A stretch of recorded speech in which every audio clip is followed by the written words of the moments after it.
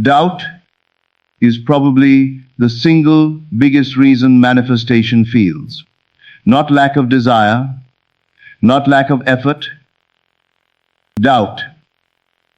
That quiet voice that creeps in right after you've imagined something wonderful, whispering, "But what if it doesn't happen? What if this doesn't work for me? What if I'm just fooling myself?" Today I want to show you something Neville Goddard pointed to that deals with doubt in a completely different way than most people try to.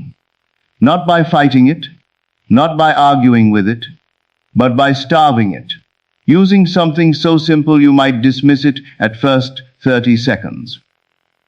Here's the core idea. Neville taught that doubt only survives because we keep feeding it attention. And more specifically, we keep feeding it duration. A doubtful thought that lasts 3 seconds and then gets replaced by something else has almost no power.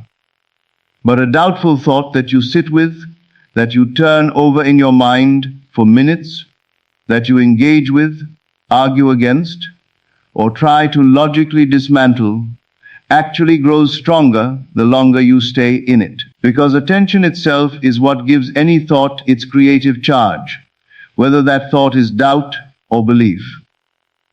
This is where the 30-second principle comes in. The idea is simple. Whatever state you can hold, uninterrupted, for around 30 seconds, tends to become the dominant note playing in your consciousness for much longer than those 30 seconds themselves. Neville used this idea specifically to talk about revision and controlled imagination, the practice of briefly but vividly entering an imagined state with such focused intensity that even a short burst of that feeling begins to outweigh hours of scattered, half-hearted, doubtful thinking. Let's understand why such a short window can have this much influence. Most of your day isn't actually filled with intensely focused thought. It's filled with scattered, passive, half-aware mental noise, replaying conversations, drifting worries, background distractions. Doubt usually isn't a powerful, focused force either. It's often just as scattered and passive as everything else running through your mind. So when you deliberately create 30 seconds of intensely focused, vividly felt, alternative belief, you're not competing with doubt on equal terms. You're bringing a concentrated, high-intensity state into a mental environment that's mostly low-intensity static. And concentrated intensity, even briefly applied, tends to leave a much deeper impression than long stretches of unfocused, low-level thought.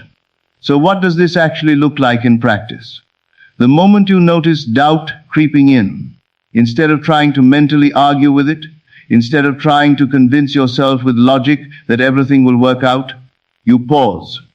And for about 30 seconds, you deliberately, vividly enter the feeling of the opposite state. The state of already having what you doubt you'll get. Not thinking about it abstractly, but actually feeling it as intensely and as specifically as you can for that short window of time. Let's say you're doubting a specific outcome, maybe a job opportunity you're anxious about. The moment that doubt appears, you close your eyes if you can, or simply turn your attention fully inward, and for 30 seconds, you imagine and feel, as vividly as possible, the specific relief and satisfaction of already knowing you got it. Not a vague, generic happy feeling, but something specific. Maybe the exact sensation of reading the acceptance email, the exact tone of voice you'd use telling someone the good news, the specific physical feeling of tension leaving your shoulders. You hold this intensely, specifically, for that short burst of time, and then you let it go, without immediately checking whether it worked, without anxiously monitoring your own doubt levels afterward. The reason this technique works so well is that it doesn't ask you to eliminate doubt through willpower or logical argument. which honestly rarely works. Because doubt isn't primarily a logical problem, it's an emotional and imaginative one. Trying to logically argue yourself out of doubt is like trying to talk yourself out of a nightmare while you're still asleep inside it.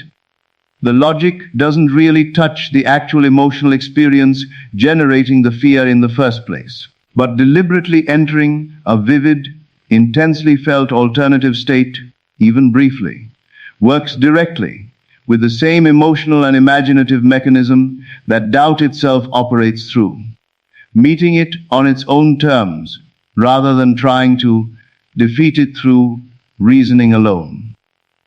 I also want to point out why 30 seconds specifically tends to work so well, rather than trying to force yourself into hours of intense visualization.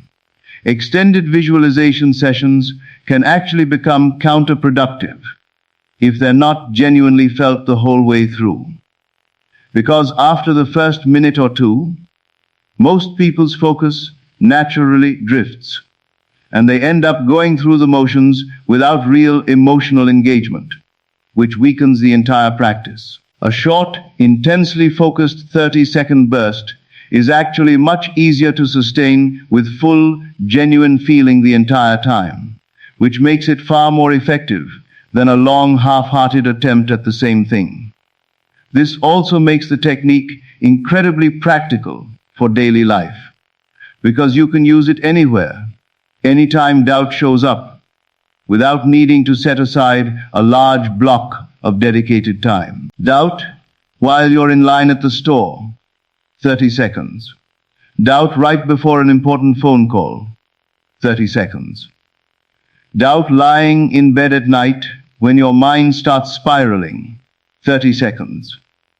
This accessibility is actually a huge part of why this specific approach can be so powerful, because doubt tends to show up unpredictably throughout the day, and having a quick, effective tool ready in those exact moments prevents doubt from accumulating and compounding the way it does when it goes unaddressed for hours.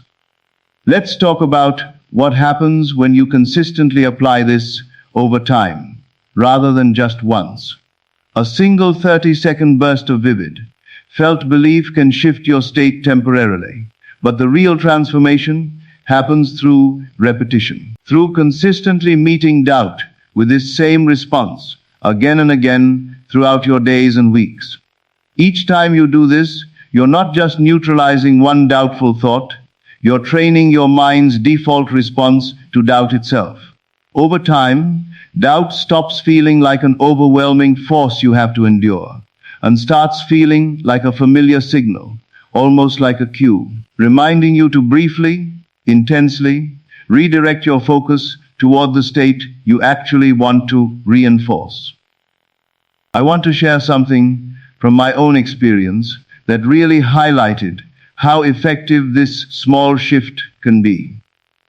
There was a period where doubt around a specific goal felt almost constant, showing up multiple times throughout the day, each time pulling me into a spiral of anxious thinking that could eat up 10, 15, sometimes 20 minutes of mental energy.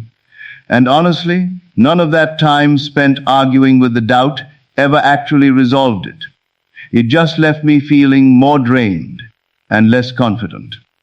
When I started applying this 30-second approach instead, the difference was almost immediate. Instead of getting pulled into long, exhausting mental spirals, I'd notice the doubt, pause, spend 30 focused seconds vividly feeling the opposite reality, and then simply continue with my day. The doubtful spirals became shorter, less frequent, and noticeably less powerful.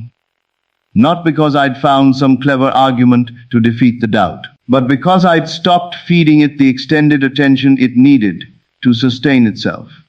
There's an important distinction to understand here. This isn't about suppressing or denying doubt, pretending it doesn't exist, or forcing fake positivity over genuine uncertainty. It's about deliberately choosing where your focused attention goes in that critical moment right after doubt appears. Rather than passively letting doubt run unchecked for however long it naturally wants to.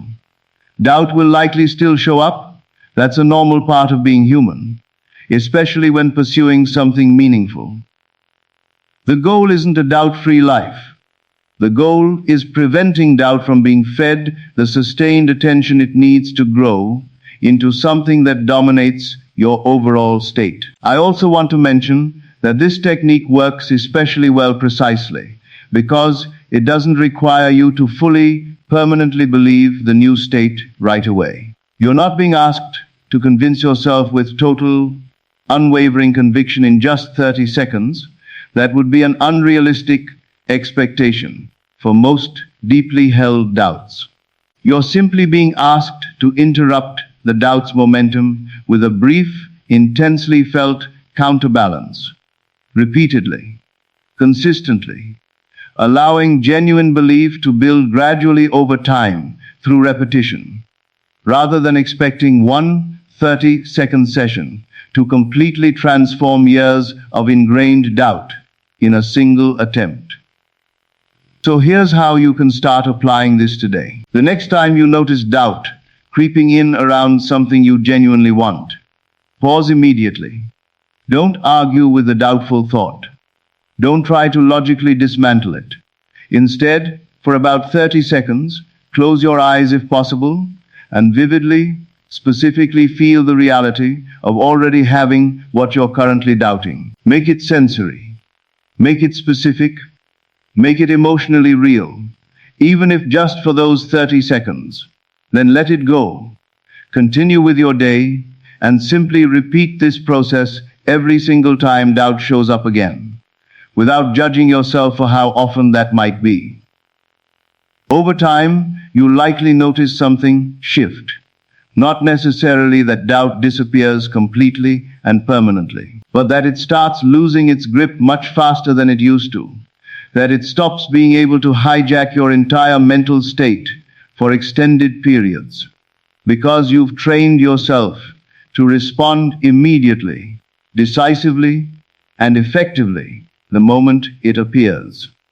30 seconds might sound almost too small to matter, but consistently, deliberately applied, it becomes one of the most practical, sustainable ways to keep doubt from quietly running your inner world, one small, intensely felt moment at a time.